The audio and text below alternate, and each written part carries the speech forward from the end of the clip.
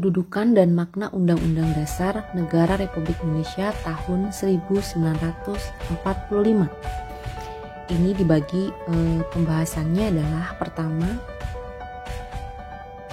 pengertian, motivasi, dan kedudukan. Kemudian sifat dan fungsi. Yang terakhir adalah makna dan perubahan Undang-Undang Dasar Negara Republik Indonesia tahun 1945. Pengertian dan motivasi Undang-Undang Dasar Negara Republik Indonesia tahun 1945. Undang-Undang Dasar adalah hukum dasar yang tertulis. Ini adalah pengertian dari Undang-Undang Dasar.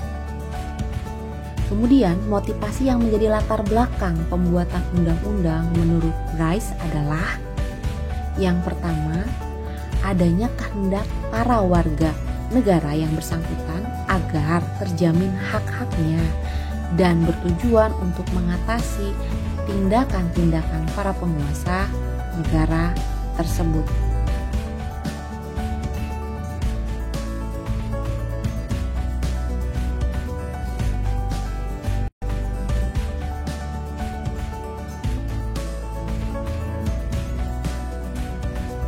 Motivasi yang kedua adalah adanya kehendak dari penguasa negara dan atau rakyatnya untuk menjamin agar terdapat pola atau sistem tertentu atas pemerintah negaranya.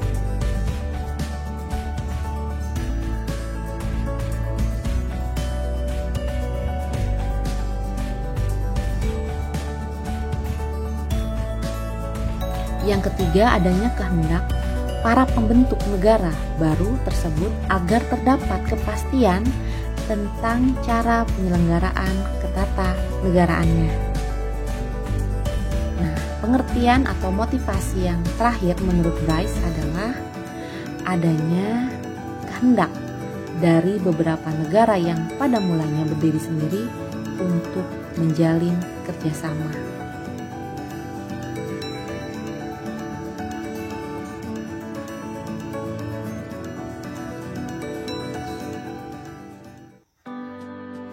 Kedudukan Undang-Undang Dasar Negara Republik Indonesia tahun 1945. Yang pertama adalah sebagai hukum dasar. Merupakan Undang-Undang Dasar Negara Republik Indonesia tahun 1945 berkedudukan sebagai sumber hukum dan juga hukum dasar yang menempati kedudukan tertinggi. Setiap peraturan perundang-undangan di bawah Undang-Undang Dasar Negara Republik Indonesia tahun 1945 harus berlandaskan dan bersumberkan pada Undang-Undang Dasar Negara Republik Indonesia tahun 1945. Akibat dari kedudukan ini sebagai hukum dasar tertinggi, segala peraturan perundang-undangan di bawah Undang-Undang Dasar Negara Republik Indonesia tahun 1945 tidak boleh bertentangan dengan Undang-Undang Dasar Negara Republik Indonesia tahun 1945. Kedudukan yang kedua adalah sebagai norma hukum,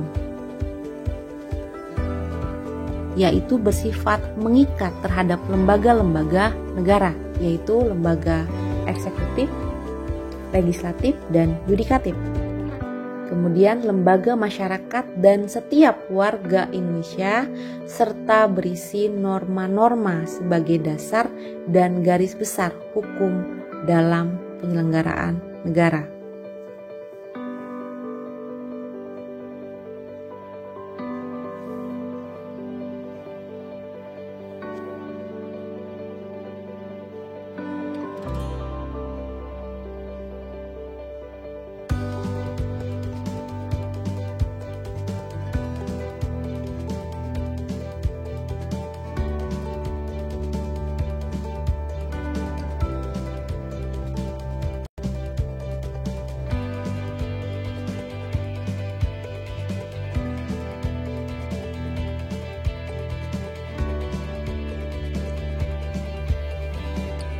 Selanjutnya kita akan membahas tentang jenis hierarki peraturan perundang-undangan di Indonesia sesuai pasal 7 Undang-Undang Nomor 12 Tahun 2011 tentang pembentukan peraturan perundang-undangan.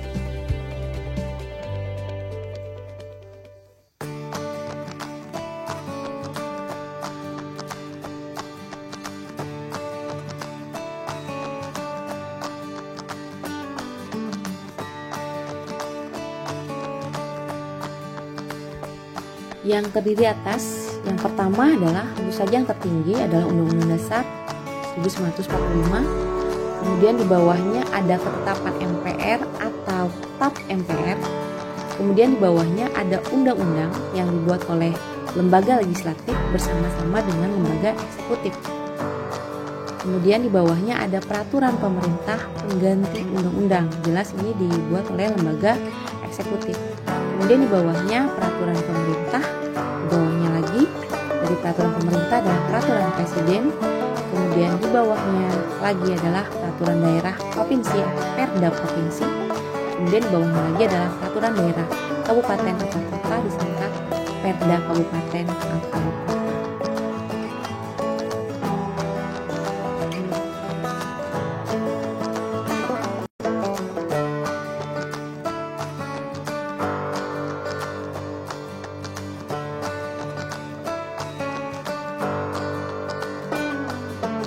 Batang tumbuh Undang-Undang Dasar 1945 ini kita bisa lihat dari amandemen pertama sampai dengan amandemen keempat. Perundang-undangan di Indonesia dibuat sesuai dengan kebutuhan dan cakupan hukumnya masing-masing dengan tidak bertentangan dengan Undang-Undang Dasar 1945 dan tetap bersumber pada Pancasila.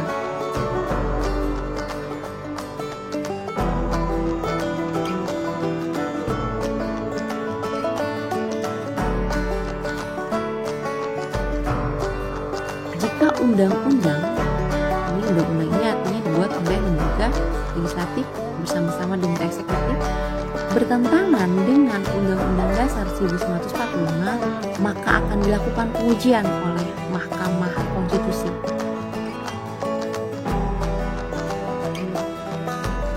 Nah, jika peraturan perundang-undangan di bawah undang-undang dan bertentangan dengan undang-undang itu sendiri, maka dilakukan pengujian oleh Mahkamah Agung.